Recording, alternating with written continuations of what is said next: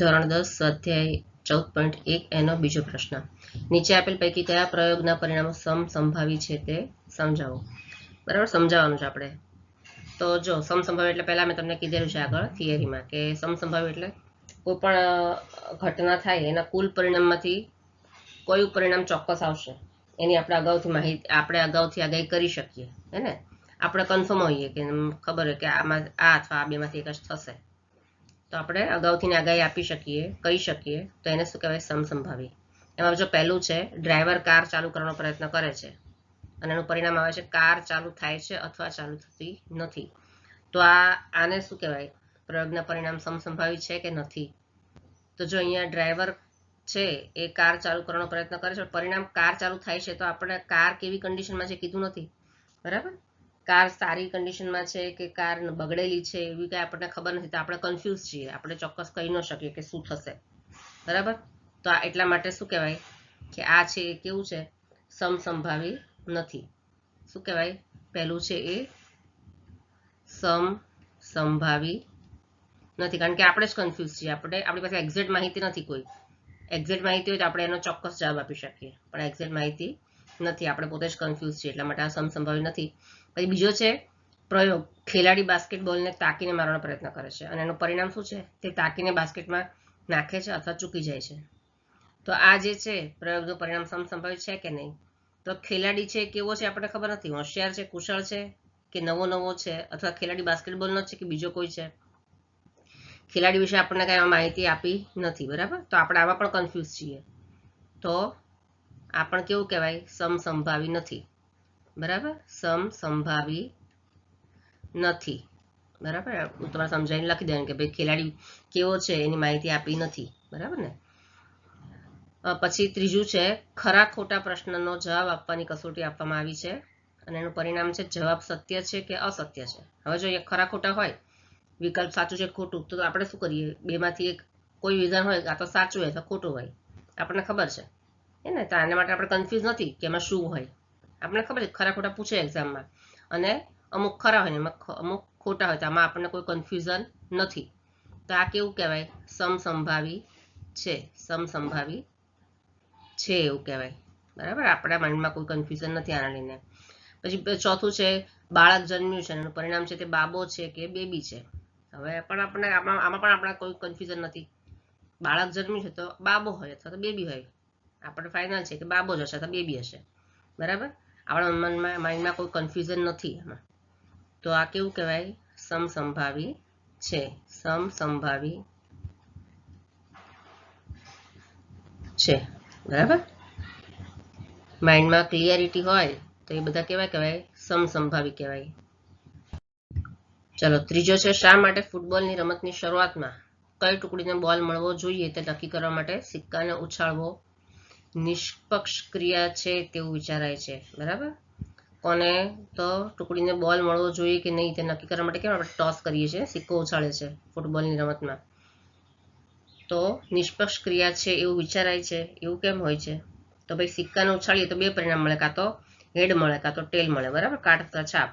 તો બંને પરિણામો સમસંભાવી છે, કારણ કે અગાઉથી આપણે આગાહી નથી કરી શકતા કે છાપ આવશે કે કાટ આવશે. બરાબર, તો એટલા માટે આપણે લખાય શું કહેવાય કે સિક્કાને ઉછાળતા આપણે જવાબ લખવો હોય તો શું લખવાનો છે અહીંયા?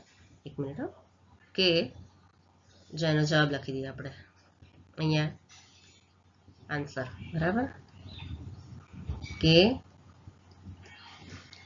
સિક્કાને ઉછાળતા બે પરિણામો મળી શકે. બરાબર, બે પરિણામો મળી શકે. કયા બે મળી શકે? છાપ અથવા કાટ. છાપ કે પછી કાટ, હેડ અથવા ટેલ. બરાબર, તો આ બંને પરિણામો કેવા કહેવાય? આ બંને પરિણામો સમસંભાવી છે.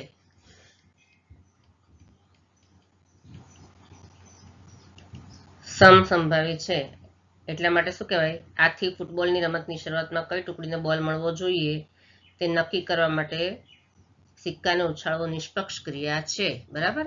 આથી આપણે જે લખ્યું છે ને, આથી આ બધું લખી દેવાનું. ફૂટબોલની રમતની શરૂઆતમાં નિષ્પક્ષ ક્રિયા છે અહીંયા સુધી, બરાબર. અહીંયા સુધી લખી દેવાનું, બરાબર છે. પ્રશ્ન 4, નીચેનામાંથી કયા વિકલ્પ ઘટનાની સંભાવના ન હોઈ શકે, બરાબર. જો કયો વિકલ્પ ઘટનાની સંભાવના ન હોઈ શકે, તો આમ જોઈએ ને આપણે, તો એનો જવાબ આવશે આમ બી આવશે. કેમ? કારણ કે માઇનસમાં છે, બરાબર. બી એનો આન્સર આવશે કે બી છે એ ઘટનાની સંભાવના ન હોઈ શકે. કેવી રીતે? આપણે શું જોયું હતું? આપણે જોયું હતું આગળ કે ઘટનાની સંભાવના કેટલી હોય?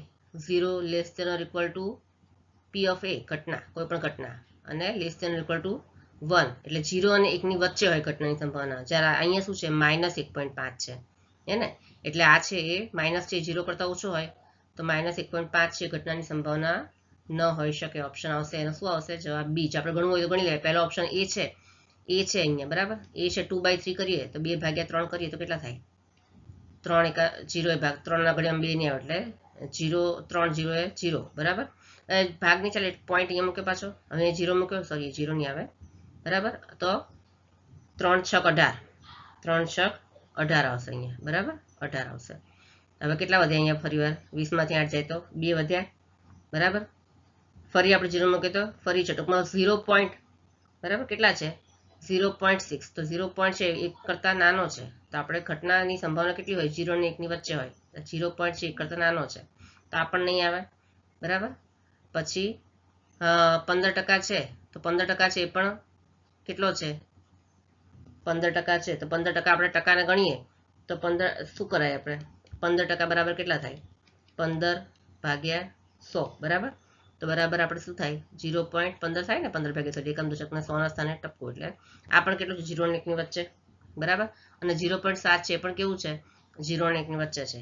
તો 0 થી નાનું કયું છે? માઇનસમાં જવાબ છે, તો ઓપ્શન શું આવશે? ઓપ્શન બી આવશે, એનો જવાબ આવશે, બરાબર ને. પ્રશ્ન 5, જો પી of E is equal to 0.05 હોય તો E નહીં ની સંભાવના શું છે? તો બંનેનો સરવાળો કેટલો થાય? સંભાવનાનો સરવાળો આપણે કરીએ તો, બંને ઘટનાનો સરવાળો કરીએ તો કેટલો થાય? 1 થાય, બરાબર. આપણે આગળ પણ જોયું હતું. તો આપણે અહીંયા પહેલા સૂત્ર લખી દઈએ. ઘટના E ની સંભાવના પ્લસ ઘટના E નહીંની, નહીંને કેવી રીતે લખાય? 12, બરાબર. E12, કે શું કીધું છે? E નહીં, એને કેવી રીતે લખાય? E12, બરાબર. એની ઉપર ડેશ ઇઝ ઇક્વલ ટુ 1, આ સૂત્ર છે ને, આપણે આગળ જોયું હતું થિયરીમાં. તો હવે ચલો, શું આપ્યું છે? PE ઇઝ ઇક્વલ ટુ 0.05 આપ્યું છે, તો આપણે લખી દઈએ. માટે PE ને બદલે શું લખી દઈએ? 0.05 પ્લસ P નહીં, એ ઘટના E નહીં, બરાબર, બરાબર 1. માટે શું થાય? હવે આપણે શું ગોતવાનું છે? E12 શોધવાનું છે, બરાબર 1, અને 0.05 છે એ સામે જતા રહેશે, બરાબર. સામે જતા રહે એટલે માઇનસ થઈ જાય, -0.05. ચલો 1 - 0.05 કરીએ તો કેટલા થાય? 1.00 માઇનસ 0.05, બરાબર. અહીંયા 10 આવશે, અહીંયા 9 આવશે, અહીંયા 0 આવશે. 10 માંથી 5 જાય તો 5, 9 માંથી 0 જાય તો 9, પોઈન્ટ 0 - 0 0.95, બરાબર. તો P ઓફ E12 કેટલા આવશે? ઘટના E નહીં એટલે E12, બરાબર કેટલા આવશે જવાબ? 0.95 આવશે, બરાબર. આ આવશે જવાબ, બરાબર છે. ચલો આગળ. પ્રશ્ન 6, એક થેલામાં લીંબુના સ્વાદની જ મીઠાઈઓ છે, બરાબર. લીંબુના સ્વાદની જ મીઠાઈઓ છે એકલી. માલિની થેલામાં જોયા વગર એક મીઠાઈ બહાર કાઢે છે, તો તે બે ઓપ્શન છે. એક નારંગીના સ્વાદની મીઠાઈ હોય, અને બીજું છે લીંબુના સ્વાદની મીઠાઈ હોય, તો તેની સંભાવના કેટલી? જો આપણને જો પ્રશ્નથી ખબર પડી જાય કે થેલામાં બધી લીંબુના સ્વાદની જ મીઠાઈ હોય, નારંગીના સ્વાદની તો નીકળે જ નહીં, એની સંભાવના 0, બરાબર. અને એક જ મીઠાઈ કાઢી છે એટલે લીંબુના સ્વાદની મીઠાઈ હોય તેની સંભાવના 1, કારણ કે બધી લીંબુના સ્વાદની જ હતી. અને મીઠાઈ કેટલી બહાર કાઢે છે? 1, બરાબર. આપણને જવાબ ખબર છે, પણ મેથ્સ છે એટલે આપણે શું કરવાનું છે? ગણીને બતાવવાનું છે, બરાબર. તો આપણે શું લખશું? સૌથી પહેલા અહીં મીઠાઈની કુલ સંખ્યા 1 છે, થેલામાંથી બહાર કાઢી, બરાબર. કેટલી બહાર કાઢી? એને 1 મીઠાઈ બહાર કાઢે છે ને, 1. તો આપણે આવું પૂછે ને ત્યારે લખી નાખવાનું આપણે અહીંયા કે અહીં શું લખવાનું? અહીં મીઠાઈની કુલ સંખ્યા કેટલી છે? મીઠાઈની કુલ સંખ્યા 1 છે. મીઠાઈની કુલ સંખ્યા કેટલી છે? 1 છે, 1 છે, બરાબર. તેથી સંભાવના શોધવાના કુલ પરિણામ કેટલા હોય? 1. તેથી સંભાવના શોધવાના કુલ પરિણામ, તેથી સંભાવના શોધવાના કુલ પરિણામ કેટલા હોય? શોધવાના કુલ પરિણામ કેટલા હોય? પરિણામ 1 છે, બરાબર, 1 છે. હવે પહેલો પ્રશ્ન પૂછ્યો ને, નારંગીના સ્વાદની મીઠાઈ હોય, પહેલો ઓપ્શન છે. તો આપણે એના માટે શું લખશું? અહીંયા પહેલા માટે લખશું કે ઘટના એ બરાબર, ઘટના એ નામ આપી દઈએ. પહેલું જે છે એ ઘટના એ નામ આપી દઈએ કે ઘટના એ બરાબર નારંગીના સ્વાદની મીઠાઈ હોય, બરાબર કીધું છે ને અહીંયા. તો અહીંયા શું લખશું? નારંગીના સ્વાદની મીઠાઈ હોય, બરાબર, મીઠાઈ હોય. તો હવે સંભાવના શોધવાનું આપણે સૂત્ર માટે ઘટના એ થવાના પરિણામ કેટલા હોય? 0, કારણ કે નારંગીના સ્વાદની કોઈ મીઠાઈ જ નથી, બરાબર. તો ઘટના એ થવાના પરિણામ કેટલા હોય? ઘટના એ થવાના પરિણામ કેટલા હોય? પરિણામ 0 છે, બરાબર, 0 છે. હવે આપણે સંભાવના શોધવાનું સૂત્ર લખીશું. આપણે આગળ જોયું હતું ઇન્ટ્રોડક્શનમાં, P ઓફ A બરાબર ઘટના, સૂત્ર લખીએ, ઘટના એ થવાના પરિણામ, ઘટના એ થવાના પરિણામ, બરાબર, અને છેદમાં શું આવશે? કુલ પરિણામ, કુલ પરિણામ, બરાબર, છેદમાં આવશે કુલ પરિણામ. તો ઘટના એ થવાના પરિણામ કેટલા છે? આપણે લખ્યું છે અહીંયા 0, તો 0 આવશે. અને કુલ પરિણામ કેટલા છે? 1 છે, તો નીચે 1, તો 0 ભાગે 0 ના છેદમાં કાંઈ પણ, તો જવાબ શું આવશે? 0. તો પહેલાનો જવાબ આવશે 0. પછી બીજું છે ઘટના બી, બીજું આપણે નામ આપી દઈએ ઘટના બી. માટે આપણે શું કરીએ?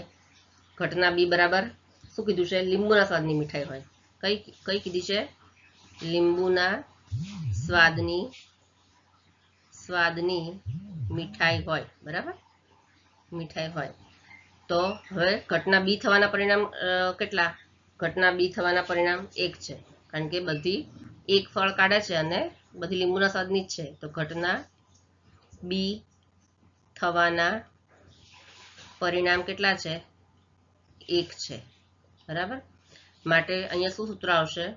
P ઓફ બી બરાબર ઘટના બી થવાના પરિણામ છેદમાં શું આવશે? કુલ પરિણામ. આ એનું સૂત્ર છે, કુલ પરિણામ, બરાબર, કુલ પરિણામ. તો બરાબર ઘટના બી થવાના પરિણામ કેટલા કીધા આપણે અહીંયા? 1, તો 1 ના છેદમાં 1, તો બરાબર કેટલા આવશે? જવાબ આવશે 1 આવશે, બરાબર. ચલો.